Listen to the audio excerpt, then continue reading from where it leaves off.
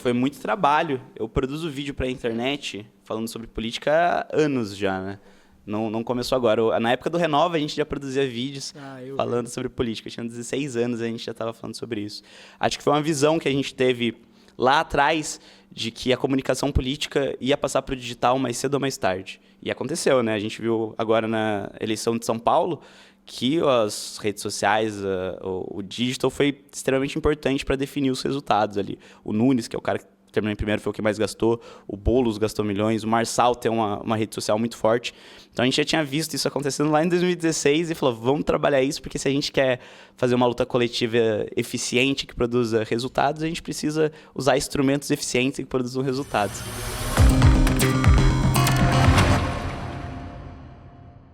Estamos começando mais um bate-papo jurídico. Hoje eu estou aqui com o Dr. Gabriel Belém, ele que é advogado e foi eleito vereador. E hoje a gente vai bater um papo sobre ativismo social, sobre as eleições, enfim, tudo o que você quer saber sobre o vereador eleito. Vereador, por favor, se apresenta para quem ainda não conhece a sua história. Muito obrigado pelo convite, doutor. Uma felicidade estar aqui com você. Meu nome é Gabriel Belém, eu sou jacariense, sou nascido e criado aqui, estudei em escolas públicas a vida inteira. E eu passei a ser um pouco mais conhecido aí pela cidade há uns 8 anos atrás. Talvez que você que está aí de casa lembre de mim. Eu vendia geladinho nos pontos de ônibus aqui do centro de Jacari para juntar dinheiro e ir lá para São Paulo estudar. Na época eu tinha passado em Direito na USP, que é uma faculdade muito boa de São Paulo. Não tinha dinheiro para ir para lá, mas o que faltava de dinheiro sobrava de disposição. Então eu enchi uma caixinha de geladinho e fui vendendo os pontos. A história acabou viralizando, apareceu na Globo, no SBT, aí o pessoal começou a me conhecer. Com a ajuda do povo eu fui para lá, me formei, hoje sou advogado. Eu acho que a sua história ficou muito conhecida aqui na cidade e acabou impulsionando a sua campanha, né? Mas antes até mesmo disso, você sabe, cidade pequena, a gente conversa com um com o outro. Eu fiquei sabendo que quando você estudava no Carlos Porto, lá no período integral, você já fazia parte de Grêmio Estudantil. Ali já começou o seu ativismo, então como é que é isso? Começou bem cedo. Eu fui eleito presidente do Grêmio, do Carlos Porto. Ainda não tinha essa verve política, né? Era algo mais de auto-organização, de lutar pelas coisas que a gente acreditava merecer lá na escola. E aí foi se desenvolvendo e se tornando algo mais politizado, né? Eu também me organizei na ETEC. Eu estudei até o 2º ano do ensino médio no Carlos Porto. Do início do ensino fundamental até o 2º ano do ensino médio no Carlos Porto. E aí no 3º ano eu fui para a ETEC. E na ETEC eu fui um dos organizadores da manifestação que impediu venda de parte da escola agrícola. O governo do estado queria vender a parte de trás ali da escola. A gente organizou uma passeata que encheu o centro, praticamente parou ali a 9 de julho, e depois a gente foi convidado a participar de reuniões com secretários de Estado, na Lesp, e outras reuniões aí com autoridades do Estado, e acabou impedindo a venda, desistiram de vender a ETEC. E nisso você tinha quantos anos, Gabriel? Eu tinha 15 para 16. Caramba, cara, super assim. Novo. Foi aí que o mosquitinho da política me picou, eu percebi o quanto a política pode ser boa para organizar lutas coletivas, para mudar a sociedade que a gente vive. Acho que foi por aí nesse momento que me despertou. E, obviamente, isso foi aumentando com o tempo, conforme eu fui aprendendo mais e tendo mais contato. Muito bom. E eu vi também que você foi um dos idealizadores, enfim, um dos organizadores do movimento Renova, né? Que foi outro grande movimento que a gente teve aqui na sua juventude também. Acho que você tinha aqui uns 17, 18 anos por ali, né? Foi uma decorrência direta dessa manifestação que a gente fez na ETEC. Foram os mesmos alunos que organizaram ali a manifestação. A gente vendo que dava para fazer coisas legais quando a gente se junta, quando a gente usa o poder do coletivo, a gente decidiu criar o Renova. O Renova, ele se iniciou como uma ideia de mudar a realidade de forma prática, então a gente ajudava pessoas em situação de rua, crianças carentes, idosos, pessoas que, enfim, precisavam de algum apoio de alguma forma, e acabou se espraiando aí para um lado mais político. A gente terminou o Renova durou mais de 2 anos fazendo reuniões quase que regulares com a presidente da Câmara. Então, a gente passou a ter uma relevância política aí bacana para a cidade e ser uma voz, né, para a juventude, porque hoje eu sempre digo que existem várias juventudes, né? A juventude não é monolítica, existem os jovens mais pobres, os jovens mais ricos, os jovens negros, os jovens brancos, e cada um desses grupos tem problemas específicos, mas vários problemas também abarcam todas essas juventudes e precisam ser endereçadas, né? Eu acho que o Renova tentou encampar essa luta. E da onde que surgiu o slogan do Renova, que era um slogan muito bom, que era os incomodados que mudem o mundo? Eu achei sensacional esse slogan. Como é que foi o processo criativo disso? Essa era uma frase de uma imagem do Criolo, que é um músico, né, um rapper, Tem uma imagem que ele está sentado num degrau e está escrito embaixo, pichados, incomodados que mudem o mundo. Eu vi isso e achei incrível. Eu falei, é isso, a gente tem que mudar o mundo um pouquinho de cada vez, né, a partir de Jacareí. E refletir o espírito da juventude que estava ali trabalhando, né? Eu lembro de várias vezes vocês se juntando, tudo. Era um período bem diferente de agora, né? Não, foi muito legal, foi muito legal. Foi um baita aprendizado, assim, de organização de grupo, de reivindicações, de organizar nossas insatisfações, né? Tem uma frase que eu gosto muito que é: organizem as suas insatisfações, organizem a sua revolta. Porque se a gente não organizar a revolta, ela só é gasta, né, ao vento. A gente não consegue mover nenhuma estrutura, essa organização. E acho que o Renova foi muito bom para aprender a se organizar. Então, nisso aí, você está com 17, 18 anos e já tinha se organizado no Grêmio, no Renova, e vem aí talvez uma virada de chave, que é a tua aprovação na USP, né? Que daí te faz sair um pouquinho de Jacareí e focar nos estudos. Como é que foi esse processo de aprovação na USP? Como é que era a sua rotina nessa época aí? Eu não bitolei muito para ser aprovado, não. Eu sempre falo disso quando eu dou palestra sobre vestibular, né? Eu tive a oportunidade de falar com alguns alunos aí do terceiro ano e eu sempre digo que um erro que a gente costuma ter nessa época de vestibular é perder a cabeça, é achar que tem que estudar 16 horas por dia e esquecer da vida. E isso não é bom. Nada em demasia é bom, né? O caminho do meio é normalmente o caminho melhor, o caminho correto. Então eu estudava bastante, tinha uma disciplina, estudava 6 horas por dia fora o tempo que eu passava na escola, né? Aí já estudando na ETEC, que era meio período.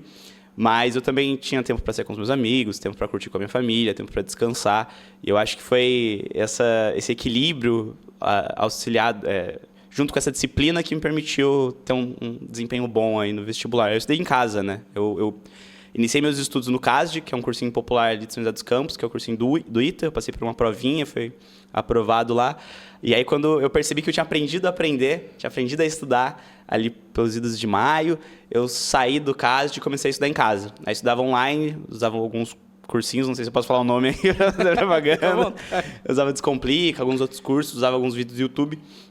E aí, com essa disciplina aliada a essa temperança, eu acho que eu tive um bom resultado. E daí, algo que você até comentou que viralizou na cidade foi a questão do vender o geladinho, né? Porque daí eu imagino que você veio de uma família mais humilde e não tinha condições, então, de financiar a sua ida até São Paulo, esse transporte, e precisava dar um jeito, se virar, não tem jeito, né? Uhum. Como é que surgiu esse estralo, assim, eu vou vender geladinho, cara, e é isso que vai financiar? Como é que foi essa ideia? Surgiu no desespero, né? Passei ali, percebi que não teria como ir. Surgiu o segundo grande desafio, depois de passar no vestibular, como que eu vou para lá? E não sabia o que fazer, tava com medo de perder uma das maiores oportunidades que eu tive na minha vida, né, que foi ter passado na USP. E eu falei, vou dar um jeito, não importa o que aconteça, eu vou conseguir o dinheiro que eu preciso para me mudar. E aí, na época, a minha sogra, mãe da minha ex-namorada, vendia geladinho, ela tinha uma distribuidora ali que tinha algumas vendedoras de rua, e me ofereceu, te empresto o carrinho, consigo geladinho consignado para você só paga se você vender, vai atrás aí, tenta a sorte. E aí eu fui atrás e dei sorte, né? Apareci na Globo, aí com a força aí da mídia e o apoio do povo de Jacareí, eu consegui juntar o dinheiro que eu precisava, fui para São Paulo, me mantive lá os primeiros meses e depois arranjei um emprego numa fábrica de fechaduras por lá. Aí o resto é história. E você sabe que é uma dúvida que o pessoal tem, quanto que um ambulante vendendo geladinho fatura? Eu faturei muito naquela época, mas acho que é porque eu também estava com a forcinha da Vanguarda, da Band, da SBT. Mas eu vendia uns R$300 por dia. Trezentão, cara? Eu vendia Caramba. Muito. Eu zerava 2 caixas lá, né? Daquelas que eu andava. E qual que era a margem de lucro que você acabava ficando para você? Que você falou que era consignado, né? Aí você tinha que pagar a fornecedora e sobrava quanto para ti? Eu pagava 75 centavos, se eu não me engano. Eu pegava metade, né? A margem de lucro. Bom pra caramba, né? Dava pra se virar, né? Dava, pô. Foi o que me salvou, né? Foi o que garantiu que eu fosse lá para São Paulo, começasse a estudar. Sou muito grato, inclusive, à dona Paula, que foi quem me emprestou a caixa, que me consignou os geladinhos. Sem ela não seria possível. Caramba, que legal, bicho. E daí você falou que foi para São Paulo e lá você se estabeleceu em São Paulo, chegou a morar lá ou continuou nessa vida de viajar todos os dias? Como é que era isso? Não, eu morei lá durante 5 anos. Enquanto eu fiz a faculdade, eu morei lá em São Paulo, mas eu voltava sempre para Jacareí. Uhum. Em 2018, só para você ter uma ideia, a gente criou um cursinho popular aqui em Jacareí. O pessoal do Renova acabou desagregando, né? O coletivo deixou de existir, mas muitas das pessoas queriam continuar fazendo alguma ação social. Então a gente se organizou mais uma vez e criou um cursinho popular. com a ajuda da Ana Abreu, ali onde era a Maria Imaculada. Sei. Ana Abreu, uma figura política importante aqui de Jacareí, já tinha sido diretora do Maria Imaculada, que é uma escola ali na rua da Santa Casa. A gente conseguiu esse espaço junto à Igreja Católica, com o apoio da Ana Abreu, pegou esse grupo de amigos, achou 15 professores e durante um ano a gente deu aula de segunda a sábado para alunos saindo do ensino fundamental que queriam ingressar em escolas de ensino médio de ponta, Embraer, ETEC e por aí vai, e que passam por provinha, né, por um vestibulinho. A gente preparou esses alunos e teve uma taxa de aprovação absurda, assim, eu não lembro exatamente quanto, mas eu imagino que passa aí dos 60%, que é uma taxa muito alta. Enquanto eu estava lá em São Paulo. Então eu voltava toda sexta-feira para dar aula de redação aqui em Jacareí. Mas eu morei lá durante 5 anos, em São Paulo. E sempre isso num trabalho voluntário, só o pessoal se organizando e tentando mudar o mundo. Só o pessoal se organizando e tentando mudar o mundo. É a força do coletivo, né, doutor? É algo que eu sempre falo em toda oportunidade que eu tenho. Quando eu percebi o que o coletivo junto pode fazer, eu nunca mais quis jogar no individual. Sempre quis jogar no coletivo, no cooperativo, porque daí a gente consegue fazer muita coisa. É por isso também que eu aposto tanto no cooperativismo, é por isso que eu aposto tanto na economia solidária, que são coisas que a gente não conhece ainda tão bem, mas que tem um potencial de transformação gigantesco para Jacareí e para o estado de São Paulo. Excelente, excelente. E daí você se formou, estava lá com um ótimo diploma, super reconhecido, né? A gente sabe que o curso de Direito da USP é um dos mais reconhecidos para quem está no mercado, né? E a gente está falando aqui em primazia com advogados que nos assistem, né? Você sentiu diferença isso para sua colocação no mercado de trabalho depois? Realmente fez diferença para conseguir bons postos de trabalho? Como é que foi isso, o pós-faculdade, Gabriel? Fez muita diferença, abriu muitas portas, né? Enquanto eu estava na faculdade, eu fui da representação discente. A representação discente é o grupo de alunos que representa o corpo discente, né? O corpo de alunos, para os órgãos administrativos da faculdade. Então, eu tinha reuniões semanais com o diretor da faculdade, com os professores. Isso me colocou num contato muito legal com grandes advogados, né? Só para citar alguns advogados lá da São Francisco, como a gente chama Direito USP, a gente tem o Alexandre de Moraes, a gente tem o Levi, que foi advogado-geral da União. A gente tem uma série de advogados muito respeitados lá na São Fran. Então, eu conheci esses caras ali no dia a dia, conversando, e isso acabou abrindo várias portas. Eu trabalhei em 2 dos maiores escritórios de políticas públicas do Brasil. Um que fiquei em São Paulo, não posso falar o nome, eu acho que não é bacana, mas trabalhei nesse escritório de São Paulo e trabalhei também no escritório do Rio de Janeiro. Eu ia lá para o Rio de Janeiro uma vez por mês e estava em contato com grandes nomes aí da advocacia. Tive a oportunidade de atuar em casos de repercussão nacional, no Congresso Nacional, em agências reguladoras, casos de impacto. Tem um caso que é público que eu posso citar. Eu trabalhei no primeiro termo de ajustamento de conduta que foi celebrado entre o Ministério Público Federal e uma empresa, que foi a Volkswagen, na qual a empresa reconheceu ter tido participação na ditadura militar, ter entregado funcionários para a ditadura militar. Legal. Isso é histórico, abriu um precedente muito grande e permitiu que a gente financiasse várias iniciativas de preservação da memória, né? Como o Memorial da Ditadura, que faz um trabalho sensacional ali em São Paulo. Tive a oportunidade de trabalhar em vários desses casos e aprender muito com casos assim. Casos também de estruturação de políticas públicas em municípios de vários estados, casos de preservação ambiental e coisas que eu pretendo trazer aqui para Jacareí assim que eu tiver a oportunidade. Nossa, show de bola. E daí você se formou, trabalhou e tal, e um dos grandes pontos da sua campanha que chamou muita atenção foi 1,2 milhão. Que você conseguiu para cá, né? Uhum. E eu queria que você explicasse pra gente como é que é isso, pra gente poder entender agora. Como é que foi esse processo de conseguir essas verbas, para onde elas foram, de que forma foram alocadas, de que forma você entende que gerou impacto no município, enfim, como é que você vê isso? Em 2022, eu tive uma transição de carreira. Eu estava trabalhando nesse escritório do Rio de Janeiro, estava feliz lá, até que me surgiu uma oportunidade de sair candidato a deputado estadual aqui em São Paulo. Eu fui convidado pelo Augusto de Arruda Botelho, que é um advogado bem conhecido de São Paulo, criminalista, foi secretário nacional de Justiça nos últimos anos, que me convidou para sair candidato a deputado estadual aqui na minha região, aqui no Vale do Paraíba, para eu ter esse elo legal aqui com o Jacareí. Eu saí candidato, fiz 4.500 votos, foi um resultado muito bom, uma campanha sem dinheiro, focada aqui em Jacareí. Foi o segundo jacareense mais votado da eleição de 2022, do pleito, e com isso eu ganhei um destaque no partido e fui convidado para trabalhar com a deputada estadual Andréa Werner. Isso há 1 ano e meio atrás, né? Certo. Um pouco depois da campanha. A deputada tinha sido eleita em 2022, também, primeiro mandato dela, e precisava de alguém que coordenasse a equipe de acolhimento dela. A equipe de acolhimento era um braço do jurídico que recebia denúncias e encaminhava essas denúncias relacionadas principalmente a pessoas com deficiência, descumprimento de direitos de pessoas com deficiência, que é a pauta da deputada. E aí trabalhei com a deputada há 1 ano e meio e desenvolvi um relacionamento muito legal com ela, com a equipe dela, e tive a confiança dela para indicar alguns investimentos aqui em Jacareí. Esses 1,2 milhões foram investimentos que a deputada colocou aqui na nossa cidade, que vieram para compra de medicamentos, realização de cirurgias, reabilitação de pessoas com deficiência e apoio a mulheres que são vítimas de violência doméstica. Esse dinheiro já produziu muitos efeitos e continua produzindo. Agora, por exemplo, uma parte dessas emendas está chegando para o Espaço Mulher, que é uma ONG que existe aqui em Jacareí, que vai comprar uma van, um carro, e vai até os bairros mais distantes para fazer a Patrulha Maria da Penha lá. Garantir que nenhuma mulher vai ser vítima de violência doméstica e quando for prestar a assistência necessária. Foi uma conquista aí que a gente teve para Jacareí que me enche de orgulho. Muito bom.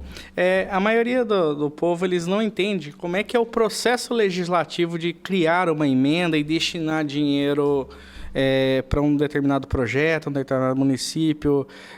Eu queria que você explicasse um pouquinho para nós a parte burocrática. Como é que funciona isso daí para quem não conhece esse processo, né? Você que viveu isso intimamente na prática.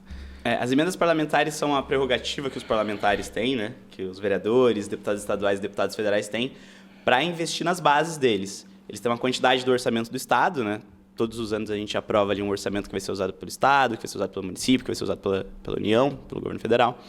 E uma parcela desse valor é destinado para que os deputados destinem para projetos que eles acreditam, para regiões que eles acham que precisam, o que faz sentido, né? Porque os deputados normalmente costumam estar em contato com essas bases. Os deputados estaduais, que é o caso da deputada estadual Andréa Werner, tem mais ou menos 12 milhões por ano para destinar para vários municípios aqui do estado de São Paulo. A deputada destinou 1,2 milhões aqui para Jacareí. Basicamente, você escolhe ou um órgão do poder público, uma secretaria, uma diretoria, que você acredita, que você quer ajudar o trabalho, ou então uma entidade que está credenciada junto a autoridades, tanto estaduais quanto federais. Para ONGs, por exemplo, que trabalham com saúde, como a causa da CEPAC. A deputada mandou, se eu não me engano, 900 mil reais para a CEPAC no ano passado. Um pouco menos, talvez, 800 mil reais para a CEPAC. Ela precisa estar credenciada junto à Secretaria de Saúde do Estado, ela precisa estar credenciada junto ao Ministério da Saúde, ela precisa ter um certificado de entidade de interesse social. Tem que ter uma série de documentações que garantem que essa entidade é séria, que essa entidade vai usar bem esse dinheiro. E aí a deputada pega essa emenda, que normalmente vem com um carimbo, esse carimbo é da secretaria, da área que ela pode ser gasta, saúde, desenvolvimento social, e destina para as entidades que atendem todos tem toda essa documentação e atende esse critério de temático, né, que é de saúde, desenvolvimento social e destino. É feita essa destinação. E aí a secretaria responsável por esse recurso passa a fazer todo o trabalho burocrático, todo o trâmite do passo a passo ali, e a gente vai acompanhando como gabinete. E como é que funciona o after? Entreguei o dinheiro, está lá alocado para aquela obra, e como é que funciona depois a fiscalização, a prestação de contas, realmente garantir que esse dinheiro foi alocado da forma correta e da melhor forma possível? As entidades, quando o poder público é transferido de fundo a fundo, né? Sai do fundo estadual, por exemplo, e vem para o fundo municipal de saúde, para o fundo municipal de desenvolvimento social e por aí vai. Quando é uma entidade do terceiro setor, né, uma ONG, existe todo um trabalho de prestação de contas posterior. Ela apresenta um projeto e vai fazendo acompanhamento com a secretaria das fases do projeto e como ele está sendo desenvolvido. No caso do Espaço Mulher, por exemplo, o projeto que foi contemplado, que recebeu a emenda, é o projeto de comprar um carro para que esse carro possa girar nos bairros aqui de Jacareí e fazer esse acompanhamento de mulheres que são vítimas de violência doméstica. Então, a compra do carro, vai mandar todos os orçamentos antes de comprar o carro. Depois de comprar do carro, vai mostrar a nota fiscal. Depois da nota fiscal, vai mostrar como o carro está sendo utilizado. Então, vai mandar provas como fotos, vídeos e por aí vai. Se eu não me engano, é feito 6 meses depois da compra esse acompanhamento, de você mostrando que o trabalho está sendo feito ali. E depois o valor, esse bem é incorporado aí no patrimônio da entidade. Muito bom. E agora, Gabriel, a gente já está falando que você, desde os 15, já está nesse ativismo, né? Molequinho ali trabalhando. Agora, com 25, tomou uma decisão importante, virar vereador. Como é que foi tomar esse processo de decisão e aceitar essa missão? Porque a gente sabe que você vai ser muito cobrado agora. Como é que é isso? Eu tô animado, me cobrem mesmo. Vão atrás lá, apareçam no gabinete, tomem um cafezinho com a gente, que a gente quer trabalhar. A gente não quer vida fácil, não. Então, como eu tinha dito, eu fui candidato a deputado estadual em 2022. Quando eu saí candidato a deputado estadual, eu saí muito mais para defender uma causa, para ser embaixador de uma ideia. O Augusto de Arruda Botelho, que é esse advogado, foi lá no meu trabalho e falou, ó, quero que você saia candidato a deputado estadual. Eu falei para ele, mas olha, eu não vou vencer. Para ser candidato a deputado estadual, você precisa de 100 mil votos, precisa de mais de R$1 milhão para você ter alguma chance. Ele falou, não, mas você não precisa vencer. Você precisa defender uma causa que você acredita e fazer essa causa ficar mais forte. E aí eu defendi a causa da educação infantil, porque eu acredito que foi o que fez a diferença na minha trajetória. Eu tenho amigos muito mais inteligentes que eu, amigos muito mais brilhantes, muito mais esforçados, que não tiveram o mesmo sucesso que eu em muitas etapas da vida deles. E eu acredito que o principal causa para isso são oportunidades.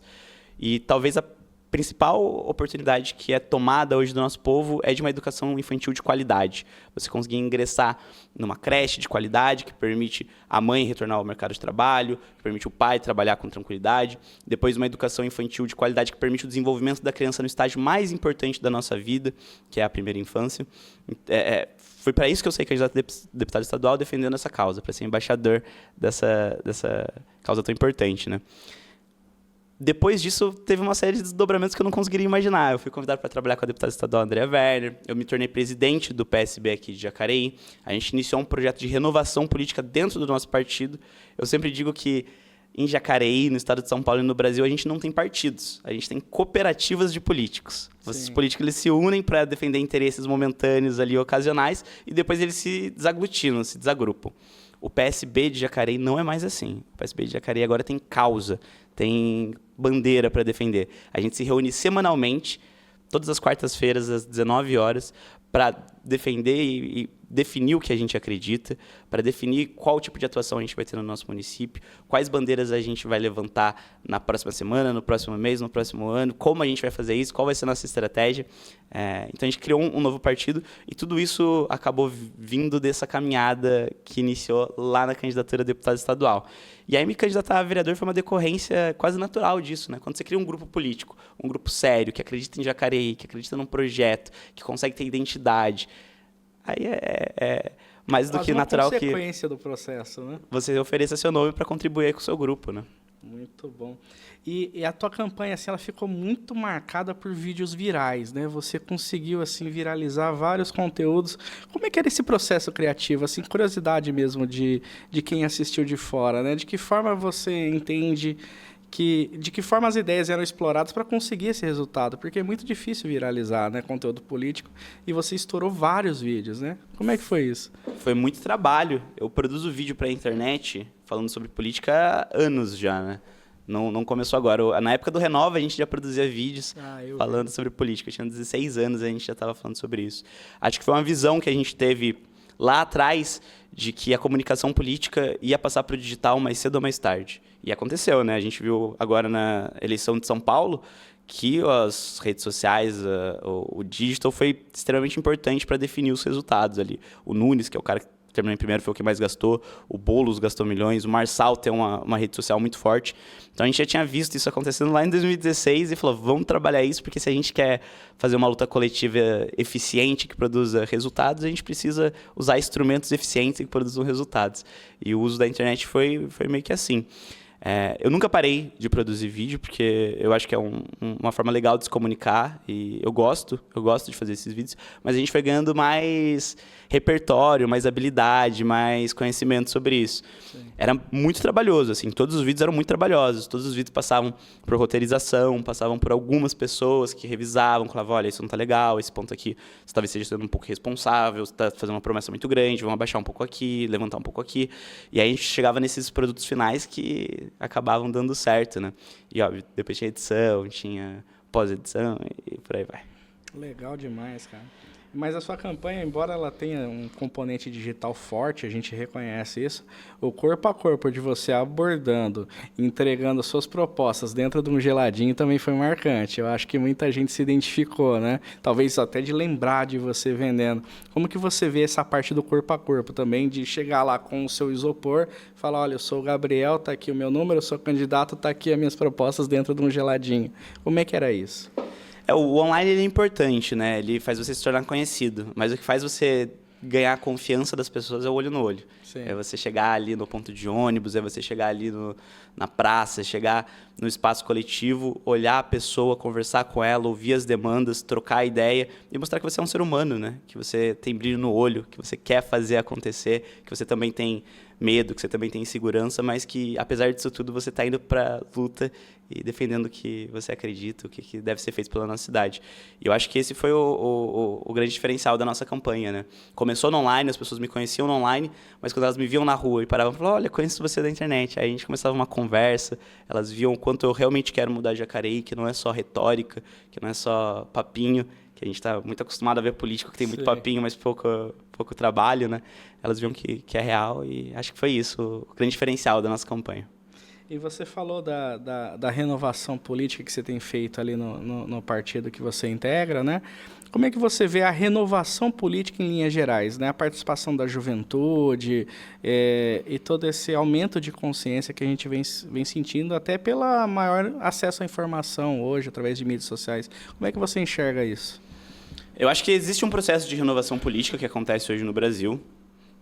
Em nível municipal, talvez a gente tenha conseguido observar isso com mais clareza, mas acho que ainda falta um caminho muito grande a ser percorrido. Aqui em Jacareí, por exemplo, a gente tem, se não me engano, 2 vereadores que podem ser considerados jovens, né, que estão ali abaixo dos 30 anos de idade, numa Câmara com 13. Então, acho que é um processo ainda no início. Ainda vai caminhar muito essa luta por renovação política, porque a gente está bem longe do que deveria estar acontecendo hoje, né? Mas tem um outro aspecto da composição da Câmara que me preocupa mais, que é o da presença feminina, né? Da quantidade de mulheres como vereadoras. A gente tem uma mulher vereadora. Se você pega a proporção de homens e mulheres a nível nacional, a nível Brasil, a gente tem mais mulheres do que homens. Como que a gente pode ter menos mulheres representando o parlamento de uma cidade como Jacareí? Isso é muito preocupante. Em todas as entrevistas, em todos os podcasts, em todas as oportunidades que eu tenho tido, eu tenho falado e repetido para todas as mulheres que assistem aí do computador, da TV, do celular, usem nosso mandato como uma plataforma para expressar as vontades e as demandas de vocês. Vocês vão ser sempre ouvidas lá no nosso gabinete e tudo que vocês levarem para a gente vai ser levado para plenário, para comissões, para defesa aí do que vocês acreditam. E como é que você planeja o seu trabalho nesses próximos 4 anos? Que agora você já foi eleito, né? Agora é a hora de botar a mão na massa. O que você está imaginando? Como é que vai ser? A gente quer fazer muita coisa bem diferente do que já foi feito aqui em Jacareí. Eu não vou dar spoiler de tudo, porque senão minha equipe briga comigo depois. Mas a gente quer, por exemplo, fazer visitas a bairros semanalmente. Sim. Chega de político que só aparece em época de eleição. Eu quero estar nos mesmos bairros que eu fui lá pedir voto para cobrar providências da prefeitura, para entender o que precisa ser feito, para ouvir demandas da população.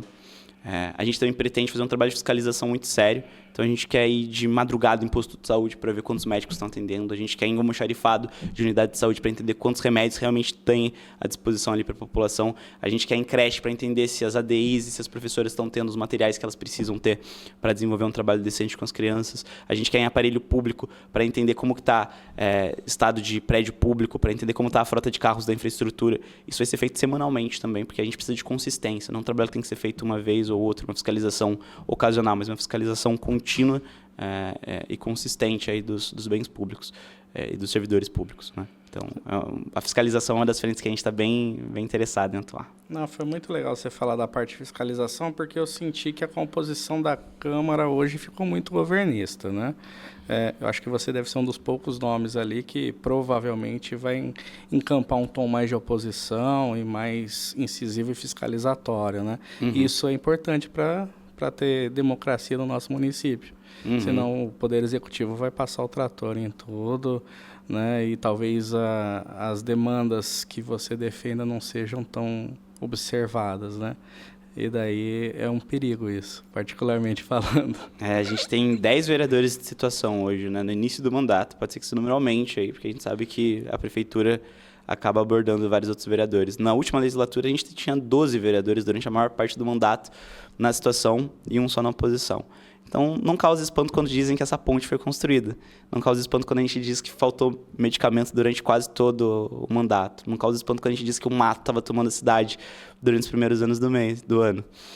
Não causa espanto quando a prefeitura não trabalha e você diz que tem uma Câmara que tem 12 vereadores de situação. Eu acho que é muito importante que a gente tenha uma fiscalização atenta dos vereadores nesse mandato para a gente não permitir que aconteça o que aconteceu no segundo mandato do prefeito Isaías, que foi Jacareí parecia estar largada, assim, com todo respeito ao prefeito, que é uma pessoa honesta, uma pessoa digna. Eu acredito que o trabalho que ele fez foi muito ruim nesse sentido. Muito bom. Gabriel, o intuito do nosso bate-papo realmente era passar alguns tópicos, falar sobre ativismo, falar sobre sua campanha, cara, que foi espetacular. Muito obrigado. Todo mundo gostou pra caramba do que você apresentou. Não à toa você teve essa votação expressiva, né? O resultado das urnas comprova, né, que as suas ideias, elas são importantes para o nosso município. A gente quer pessoas como você, com juventude, com sangue no olho de fazer acontecer. Tá? E daí eu agradeço desde já você ter vindo aqui, batido um papo, cedido seu tempo, que eu sei que está corrido pra caramba, e eu vou abrir o microfone para você se despedir. Doutor Rafael, eu que agradeço a oportunidade. É muito bom estar aqui. Conversar com gente inteligente é sempre um prazer gigantesco. Vou me dirigir agora diretamente para o pessoal que está assistindo aí de casa. Quero mais uma vez agradecer pela confiança que vocês depositaram em mim. Mais de 3.400 votos, isso não é nada trivial. Nós fomos o segundo mandato mais votado da história de Jacareí. E me deram o prazer de ser o segundo vereador mais jovem a ocupar a Câmara. A gente está muito animado para trabalhar e a gente quer fazer a diferença nessa cidade. Mas sozinho a gente não vai conseguir. Como o Dr. Rafael muito bem colocou, a gente tem uma Câmara dos Vereadores que tem 10 vereadores de situação que apoiam o governo e só 3 vereadores de oposição. Então, sempre que a gente for pressionar, sempre que a gente for cobrar, sempre que a gente for fiscalizar, a gente vai precisar da sua ajuda. Porque eu preciso que vocês cobrem junto comigo. Sempre que eu lançar um vídeo falando que a prefeitura deixou de fazer algo, eu preciso que vocês engajem nesse vídeo, que vocês vão até o perfil do prefeito e cobrem ele também junto comigo, porque juntos a gente pode fazer muita coisa. Eu comentei aqui com o Dr. Rafael no início da entrevista o quanto o coletivo é poderoso. Juntos, com o povo de Jacareí, não importa quão forte o prefeito seja, não importa quão forte a situação seja na Câmara, a gente consegue fazer qualquer coisa acontecer pela nossa cidade. Então é isso, por hoje é só e até o próximo episódio.